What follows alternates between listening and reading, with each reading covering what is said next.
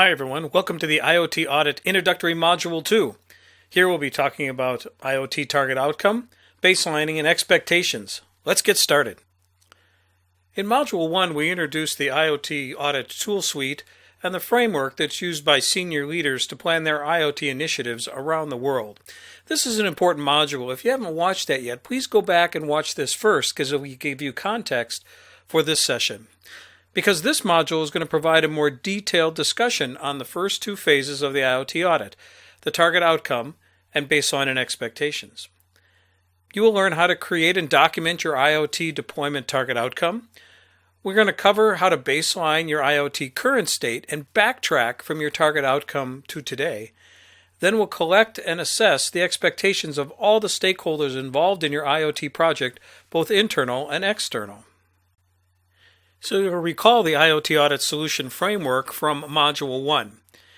Here we see we're going to focus on the first two modules, the target outcome, which is your purpose, and your baseline and expectations phase. We'll cover strategy, metrics, tests, implementation, and optimization in Module 3. Let's do a little deeper dive. Now you'll also recall this chart from Module 1, where we have a little more detailed information on the target outcome. We're going to look at the objectives and expectations of your IoT deployment. We're going to establish the scope, limits, and the contacts. We're going to understand the timeline schedule, and we're going to definitely dive in and make sure we understand the goals and the metrics of the desired target outcome. Then in the baseline and expectations, we're going to do our first order assessment of our situation. We're going to do external research and audit prep. We're going to interview and have discussions with the key stakeholders. We're going to look at data acquisition and your business processes. And then we're going to assess your business units, your markets, and other data points that are going to drive your business optimization. At this point, we're going to do a go, no-go on the IoT suitability for your organization. So here's the expectations of what we want to get out of Module 2. We're going to create your IoT target outcome using your corporate key performance indicators, or KPIs. We're going to understand how important a detailed written target outcome is to your IoT deployment success. We're going to baseline your corporate IoT situation using the IoT Audit Maturity Toolset. We're going to identify and negotiate all IoT stakeholder expectations. And we're going to understand how to use the data from the baseline and expectation stages to create your IoT strategy map and task project plan.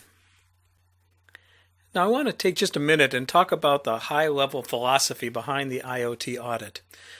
This simple diagram shows the structure of how we're looking at putting together an IoT deployment. The first, the target outcome, is your purpose. It is really essentially the why. And few organizations know why they do what they do. The why is not about making money. It's a result. It's the purpose. It's your cause. It's your very reason your organization, in this case, your IoT deployment project, exists. So we're going to focus on the target outcome on the why. And then later on, the strategy map is essentially your process or your how. Now, some organizations know how they do things, the processes that make them special or set them apart from the competition. And then the last part is the tasks or the products. Now, every organization on the planet knows exactly what they do, and these are the products they sell and the services they offer. And it's very easy to fall into, when you're looking at IoT deployment, is we're just going to grab some sensors, we're going to try and connect it to the cloud and look at some of the resulting data. In this case, we need to really work from the inside out. And this is really the focus of the IoT audit. Now, the quote on this page is adapted from Napoleon Hill, and it's really essential around the target outcome, because what your mind conceives and your team believes, your business achieves. Now, I don't want to get all touchy-feely here, but this is a fundamental philosophy and a way of doing business that'll really help your IoT deployment be successful. You have to conceive exactly of what you're going to do, because then you're going to tell your team and they're going to buy in and they're going to believe in that vision, that target outcome, and really work to support it and make it happen. And if everybody's pulling together, you'll be able to achieve a successful IoT deployment outcome. So we're really going to focus on making sure your IoT deployment plan is well conceived so that your team can really embrace it and you'll be successful down the road. Here we introduce the target outcome. This is the tool you're going to use to conceive your IoT target outcome, and it's the achievement of what you want to tangibly realize. So your IoT target outcome is going to be the successful attainment of your business performance optimization metrics using an Internet of Things deployment. Now, the target outcome is not a virtual or soft, it's not a goal, it's not a desire, nor a dream. It's a concrete story that you can describe in vivid detail. Now, you absolutely must be able to visualize and describe all the details of your target outcome. What does it look like, feel like, even sound like? What we're going to ask you to do is try to diagram, even at this point, your IoT implementation. What do your leaders say? What do your customers say? What do your competitors might say? Visualize articles in the press. So there's lots of ways to visualize your target outcome. Then you're going to write it down in very great detail. Writing down the target outcome gives you a feeling of commitment and is incredibly useful when interacting with everyone around you. The key is the better you can articulate your target outcome to others, the more successful your IoT deployment will be. So this diagram shows a breakout of the various IoT key focus areas that we're going to take a look at in the subsequent slides. It ranges around clockwise the pain points, new revenues, customers, products, quality, operations, and financial. So these are many of the key areas where IoT deployments are pointed towards key performance indicators and business optimization. Let's look at them in turn.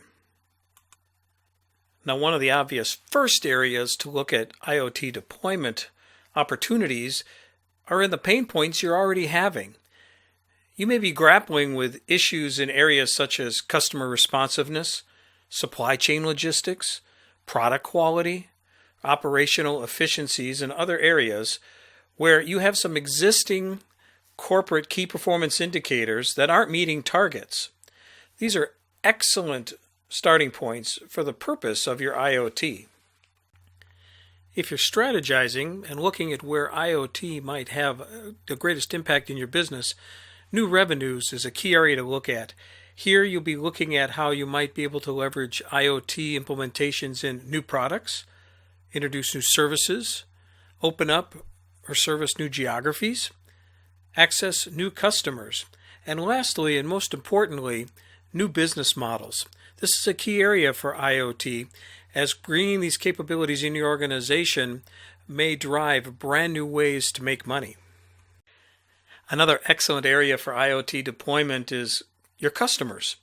Here you'll be looking to increase your sales per customer, increase their satisfaction, or increase their loyalty, which of course are two different things, and potentially increase customer referrals. You want to leverage your IoT to improve customer experience. You can introduce new products or features for greater wallet share. You can enhance the value chain to increase customer satisfaction, provide compelling value to ensure repeat purchases, and enable new ways for customers to refer you to other new customers. Another area for your IoT purpose is potentially around your products. You can improve the competitiveness of your products, improve your existing products, or improve services, introduce new product features and benefits that can be introduced through adding IoT capabilities. You might want to consider how can existing product performance be improved by adding new sensors and control devices and data analysis. You can also create new services by collecting IoT infrastructure data and providing alarming, monitoring, and predictive analysis. There's lots of opportunities in the product area. Another excellent area for your IoT purposes is in your quality arena, both in your products and regulatory compliance. Here you're looking to increase your quality metrics, potentially improve the quality processes, or comply with regulatory or environmental regulations. So what you want to do is examine your company's current quality KPI metrics. From the Pareto analysis, what are the top 3 reasons that drive quality defects? These are excellent areas that you can attack because you can examine what infrastructure data is currently not available would positively impact your top 3 reasons, you can place sensors at these infrastructure points to collect this data to drive improvement. Also, where are the quality processes bottlenecks and blind spots? An excellent place for IoT deployment. And lastly, regulatory compliance. Monitoring your situation will allow you to comply with laws, rules, and regulations. And of course, there's always new ones coming out that you'll have to support. Operations is one of the key areas for IoT deployment. There's so many places that IoT can be leveraged to improve business performance in many areas. And you see in the breakout in the chart, we're looking at facilities around the security, equipment, and space utilization. We're looking at increasing productivity and efficiency. We're looking at how do we increase collaboration and share data across divisions. We're going to leverage new business intelligence and operational intelligence. We're going to get better visibility across the entire operations. And of course, the manufacturing process area is key. How do we reduce costs? How do we improve our key performance indicators and eliminate waste? And also, supply chain optimization is a wonderful area for IoT because not only can you impact your performance, but you can help your supply partners improve their business performance as well. Now, in the financial area, IoT isn't typically deployed in a finance department, but a properly used IoT deployment can drive the leading metrics, which in turn will improve the key financial metrics, which are often lagging. In other words, they roll up over a quarter or a year. The intent is to deploy IoT solutions so that you can increase your margins, increase your return on working capital, be more efficient with your budgets, increase your revenue growth and your profitability, which should result in an increase in your EBITDA. And lastly, increase shareholder value since your business performance has been optimized. So the takeaway here is looking towards an IoT deployment that will help drive your financial metrics. So this slide, just to kind of highlight the leading and lagging metrics and how they roll up into key performance indicators. Again, lagging metrics, they're end result metrics. They're totals or statistics for the processes that occurred. Examples are yearly sales totals, product quality metrics, or customer satisfaction. Now, leading metrics, these are the metrics that are more real time, and they're the causes, or they basically predict the outcome of a lagging metric result. So, for instance, for yearly sales totals, leads generated is a leading metric. For product quality, the yield at each product manufacturing step. Or in the case of customer satisfaction, a leading metric would be customer returns, or website feedback, or your sales team feedback. So the key here to optimize the impact of your IoT deployment is to focus on leading metrics. With the idea of leading metrics in mind, we're now going to document your IoT target outcome. And it takes the shape of the following statement. We will improve or create, insert an area, from insert a certain amount, it might be a percent, a dollar, or some amount, to another number, which is improved, by insert a date. So here's some examples of some good target outcomes that you're going to apply IoT solutions to. First is ship all customer orders from 90% to 99% on time by December 31st. Or improve weekly machine uptime 72% to 97% in 12 months. Or increase in-store per customer spend from $53 to $68 by 6/1. Now, to accomplish this, the rest of the target outcome is we were going to generate new infrastructure data at specific points that will be collected, analyzed, and utilized to drive actions that realize my target outcome success. And so now the really important step again is you must document your target outcome in detail for your team, your company, your customers, potentially supply chain partners, and other stakeholders. Now note, you're not going to have all the details yet, and that comes next. So now that you've documented your target outcome, the next step is to baseline where you are today against your target outcome. So what are your current KPI values that are involved in your target outcome, and what is the gap with that target outcome? And then you identify all the areas that affect your key performance indicators and your target outcome. These areas can be very wide-ranging, as we'll see on the next slide. So you start with today and identify the actions and steps you'll need to take to get to your target outcome, essentially today to your target outcome. Then we're going to use the backtrack technique to go from the target outcome to today. This is particularly effective, and we'll see how this is done in a few slides.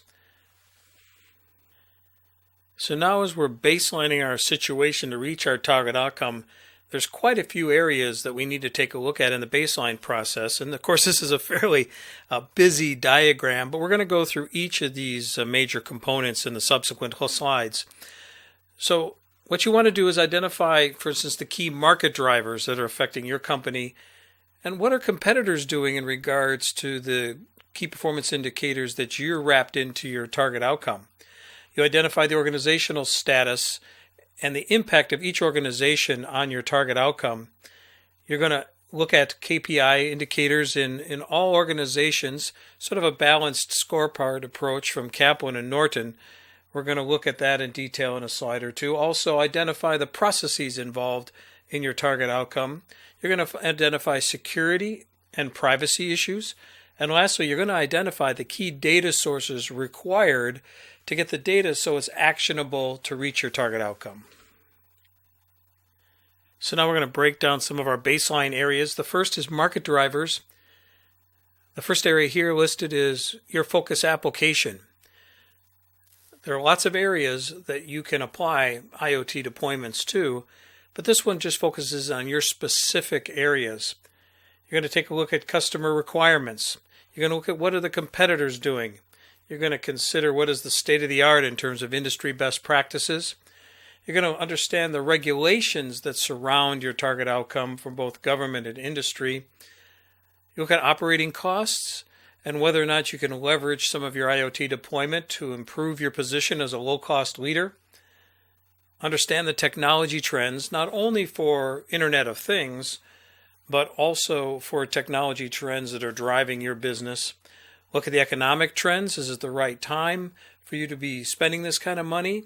Or is it really important that you do to be able to get a competitive advantage in terms of the market dynamics? And lastly, looking at customer demand and your customer requirements. This diagram here shows many of the industries that can utilize IoT.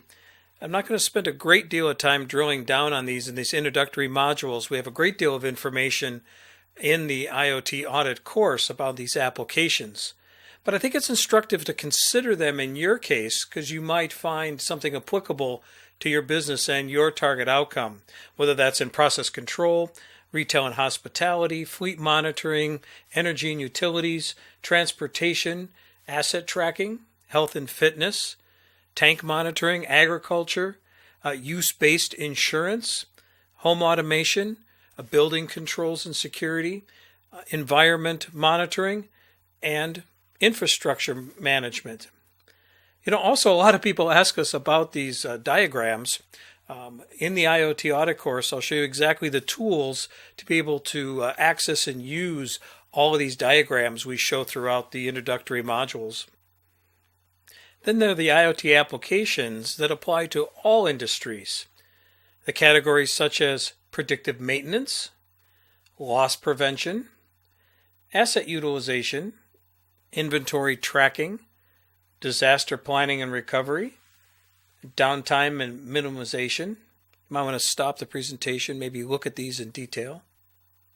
To continue the list, you've got energy usage and the optimization of energy use, device performance effectiveness, network performance management, capacity utilization and capacity planning, demand forecasting, pricing optimization, yield management, and load balancing optimization. So again, go through these lists and see how they might apply back into your particular target outcome, as all of these are IoT implementations being done today around these various applications. Next, you're going to baseline your organization. You're going to look at who are the key target outcome owners and contributors. For instance, many organizations get involved in an IoT deployment, either directly or they're affected by it. This includes IT, sales and marketing, service and support, admin and finance, manufacturing, product development, and operations. Part of the question then are what are the KPIs that these groups are using, whether they're using a balanced scorecard or some other sorts of key indicators. What about your culture? Is it accepting to change? Is it a learning organization? Are there barriers to change in terms of not only culture but potentially organization? What kind of impact might an IoT deployment have on whether your operation is a union or non-union organization? Those things you should consider. And lastly, what is your skill and capability around this area? What kind of skills do you have in the hardware or firmware engineering areas, in networking, middleware, big data analysis? Who's going to install, configure, and support all your IoT infrastructure, and what organizational changes might be implied? These are all things you need to take into consideration if you hope to be successful with your IoT deployment. Next up is baselining your processes. Again, what are some of the key performance indicators that are used in your business? What are the efficiency metrics in place? What's some of the data around your revenue and margins, along with your quality metrics? All these are very important indicators. Many of them are lagging. Remember we talked earlier about lagging metrics and leading metrics. But what you need to do is get a baseline of all these different indicators so you can fold that in to your IoT target outcome analysis. Then you'll need some time baselining your security and privacy issues. You have to take a look at all your product security requirements. You're definitely going to have to understand all of your network security capabilities, processes, protocols, and security requirements. You're going to identify the physical security capabilities and processes in your organization, those that affect your target outcome, as well as specific legal requirements such as HIPAA data, data privacy, or other areas where information must be protected. Now, for purposes of IoT, baselining your data is absolutely critical, because essentially what you're doing with your Internet of Things deployment is creating data where it doesn't exist today, oftentimes to be combined with other data in your organization. So what you need to do is document where data currently originates and how it is currently documented. You're going to identify all current infrastructure data sources that exist. You're also going to identify relevant business intelligence data related to your target outcome. And you're going to identify concurrent corporate data initiatives to your target outcome. So if you look at the diagram there, you see the key areas are around collection methods. There's a lot of manual logging and paper trails of data. There's electronic means and data entry. There is some automatic capture. And of course, there's uncaptured information. The data that comes from the infrastructure might come from sensors that are already existing in your infrastructure, data logging, your ERP system, your CRM system, supply chain data, asset and logistical data, climate data, environmental data, facility data. You might have a SCADA system in place. There's obviously a great amount of data generated there along with system logs. You want to understand the current business intelligence data that applies to your target outcome area, and also other current corporate strategic data that would fold in. You're going to spend a great deal of time in your baseline here really understanding the data sources so you can really spend your money wisely in implementing an effective IoT deployment. Now, while we're on the issue of data, it's a very important piece of IoT, and we spend a complete module in the IoT audit course on data. But there's a couple of concepts here I wanted to highlight. First, you're going to need to use a systematic process to extract useful knowledge from the data to provide solutions for your target outcome. Also, in the large mass of IoT data that you're going to generate, software analysis tools are going to be used to find attributes of key performance indicator components. Now, it's important to note if you look too hard at a data set, you'll find something, but it might not generalize beyond that particular data set. Therefore, you'll often bring in related data sets, and this is where the baselining effort around your other data is so important, because you're going to bring that data in along with your IoT data. And lastly, Formulating your IoT data mining solutions and analyzing results must be done in the context of how they'll be used to reach your target outcome. Now, there are many areas where infrastructure data exists in your organization today, and it's vitally important for business optimization to take this data and combine it with the new data created from your IoT network, because infrastructure data is one of the fastest growing, most complex, and valuable areas of big data. Records of user transactions, customer behavior, device behavior, process status, environmental conditions, security threats, and fraudulent activity are just examples of the many areas where you have infrastructure data. If you take a few minutes and look at this list, you can probably see that whether it's in your IT logs, your operational process logs, other types of data stores, that you have a great deal of information that you can bring in and leverage in your IoT deployment data analysis. So as part of your data baselining activities, you're also going to want to look at operational intelligence. Remember, you're going to use your IoT software applications to transform the infrastructure data into real-time operational intelligence. And in order of increasing sophistication, this operational intelligence is reporting of what happened. You're going to analyze why did it happen, monitor what's happening now in real time, forecast what might happen. Even more sophisticated is predict what is likely to happen, and then lastly, prescribe what action should be taken.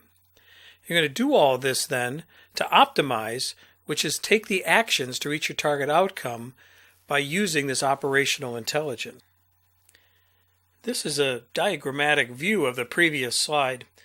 We really like this slide and use it a lot with our customers because you can see it shows the blocks with the reporting, analysis, monitoring, forecasting, predicting, and prescriptive blocks mapped out on the y-axis complexity low to high and the business value on the x-axis low to high. And you can see reporting, for instance, has low complexity and low business value, and as you move up the value chain, you move from descriptive statistics into around forecasting using regression analysis to derive the answers to quantity questions. Then as you move up into predictive analysis, you'll use cluster analysis techniques to answer behavioral questions. And then lastly, you use simulation modeling to model optimal outcome questions. We spend a great deal more time in the IoT audit course on this, but please take a look at it and digest it. Now I'd like to introduce a very important baselining technique called backtracking. It's very difficult to start from today's status and identify all the actions required to realize your IoT target outcome.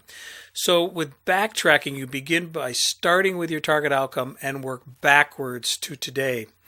You begin with the target outcome and then use why, how, and what questioning technique to brainstorm the pathway from your target outcome to today. Now, along the way, you may intersect your today to target outcome analysis, but it's very likely you'll find new paths, and a lot of times they won't intersect. So you'll find things you didn't think about. So this technique is fully described in the IoT audit course. So to summarize the baseline and backtracking process, it's incredibly important to document it as the foundation for your strategy map. Done correctly, the baseline exercise identifies the process and steps you'll need to take to get from today to your IoT target outcome.